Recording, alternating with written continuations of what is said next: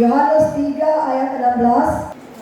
Karena begitu besar kasih Allah akan dunia ini, sehingga Ia telah mengaruniakan anaknya yang tunggal, supaya setiap orang yang percaya kepadanya tidak binasa, melainkan beroleh hidup yang kekal. Saat ini kita sudah masuk pada tahun yang baru. Kita bersyukur karena Tuhan masih memberikan kita kesempatan untuk kita boleh injak tahun 2025. Kalau kita masih diizinkan oleh Tuhan injak tahun 2025, berarti tugas kita belum selesai. Masih ada tugas yang Tuhan berikan buat saudara dan saya. Kita merayakan Natal tanggal 25 Desember. Sekarang saya bertanya, apakah tanggal 25 Desember adalah benar-benar hari kelahiran Yesus atau tidak?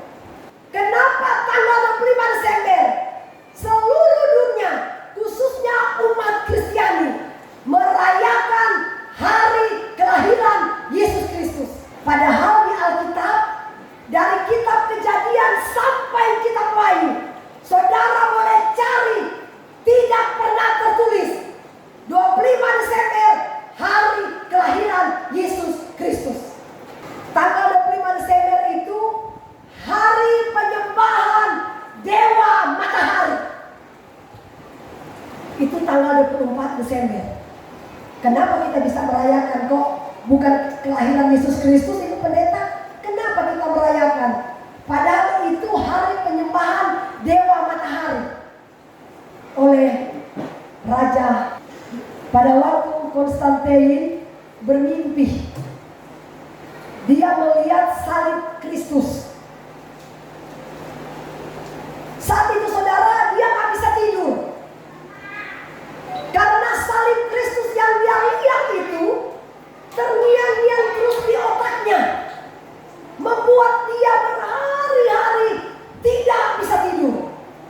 Akhirnya dia katakan begini, daripada tanggal 24 Desember kita merayakan hari penyembahan Dewa Matahari, lebih baik saya ganti tanggal 25 Desember hari kelahiran Yesus Kristus.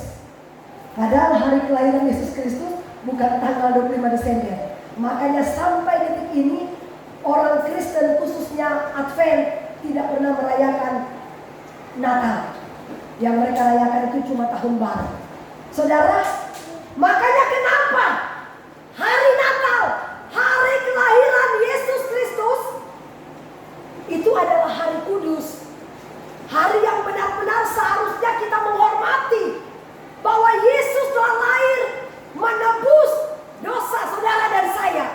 Kita harus kuduskan. Tapi karena tradisi, pada waktu zaman Raja Konstantin, kalau mereka merayakan hari penyembahan Dewa Matahari, harus berpesta pora, mabuk-mabukan, menyembah Dewa Matahari. Bukan saja cuma itu saudara, harus ada darah manusia yang jadi tumbal, darah segar yang harus dijadikan tumbal. Makanya coba saudara perhatikan, kalau sudah musim-musim ber-ber-ber, banyak orang kecelakaan, betul enggak? Jadi kenapa saudara setiap kali ada perayaan tanggal 25 Desember, semua orang Kristen sibuk? Sibuk apa? Pak Rito udah dicari gak minuman keras di kurung? Saya pergi ke rumah jemaat ini, bukan di sini, di KSM. Banyak sekali minuman di atas meja. Luar biasa. Saya pikir minuman apa? Ternyata minumannya begitu katanya itu merayakan Tuhan Yesus dilahirkan di dunia ini. Karena itu sudah tradisi, ya. Tradisi pada zaman Roma, Italia pada waktu itu saudara. Ya. Pada waktu itu mereka masih menyembah Dewa Matahari. Tetapi karena Raja Konstantin melihat lewat mimpi, dia melihat salib Kristus, akhirnya dia rubah tanggalnya. Tanggal 24 diganti tanggal tanggal 25 itu dirayakan hari kelahiran Yesus Kristus. Makanya di Alkitab tidak pernah tertulis hari kelahiran Yesus Kristus. Kalau Natal pasti semua minuman sudah ada di atas meja. Kita merayakan joget-joget sampai pagi. Untuk apa saudara? Apakah joget-joget itu kita merayakan hari kelahiran Yesus? Minum mabuk? Apakah kita merayakan hari kelahiran Yesus? Setiap kali Natal pasti harus ada minuman keras di situ. Katanya kalau nggak ada minuman itu nggak lengkap. Yesaya 5 ayat 11. Celakalah mereka yang bangun pagi-pagi dan terus mencari minuman keras dan duduk-duduk sampai malam hari, sedang badannya dihangatkan anggur. Jadi ini saya yang bilang atau Tuhan yang bilang? Mete, orang Kupang bilang mete sampai pagi. Ya. Mencari minuman keras, duduk sampai pagi, menghangatkan tubuh. Oh haleluya. Tuhan bilang celaka. Ini bukan saya yang bilang ya. Jangan marah saya. Saya cuma hamba Allah yang diutus oleh Tuhan menyampaikan firman ini. Ya. Tuhan yang bilang celakalah mereka yang bangun pagi-pagi dan terus mencari minuman keras dan duduk-duduk sampai malam hari, sedang badannya dihangatkan anggur. Tapi di atasnya sudah bilang celaka. Kira-kira Pak Rinto kalau dia mati karena mabuk, surga atau neraka? Kenapa neraka? So pinter ya.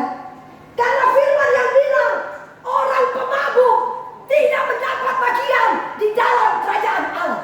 Amin. Tuhan yang bilang kalau kita meninggal dalam keadaan mabuk, jelas pasti neraka. Kadang-kadang ibu pendeta bingung mau khotbah apa di ibadah duka seperti itu. Galatia 5 ayat 19 sampai 22. Coba baca sama-sama. 1, 2, 3. Kedengkian, kemabukan, pesta pora. Tuhan yang bilang ya, bukan ibu pendeta yang bilang. Kalau kemabukan, pesta pora, pagi kau pagi, mete, pagi kau pagi. Oh, biar nggak tidur yang penting mete dulu. Ada 2 hal kedatangan Tuhan. Dia menjemput secara pribadi, 2 secara umum. Secara pribadi, saat ini kita sehat-sehat. Tiba-tiba besok meninggal. Kenapa dia meninggal? Oh, karena dia mabuk sampai pagi, makanya sudah bangun-bangun. Tuhan yang bilang, bukan ibu pendeta. Makanya kenapa penting sekali kita bergereja. Supaya apa? Iman kita bertumbuh. Amin. Supaya kita kenal kebenaran. Supaya kita tidak dibutakan oleh pengajaran-pengajaran dunia ini. Amin. Tuhan yang bilang, bukan saya. Kalau saudara marah, ya melawan aja Tuhan. Saya cuma hamba Allah. Kalau saya tidak berani menyampaikan ini, Tuhan petok saya. Galatia 1 ayat yang ke-10. Jadi bagaimana sekarang? Adakah aku cari kesukaan manusia?